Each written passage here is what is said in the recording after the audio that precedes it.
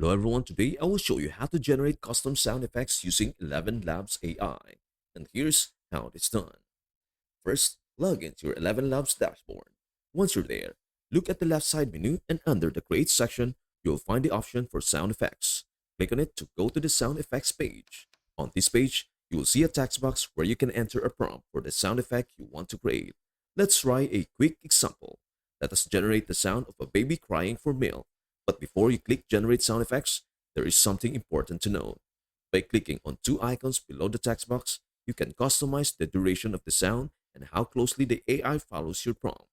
Moving the slider toward the more creative side will make the sound more unique and unpredictable, while moving it forward follow prompt will make it more aligned with what you type in.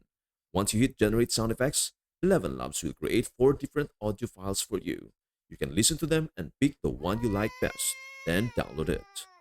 And that is everything you need to know about how to generate custom sound effects using Elevenlabs AI.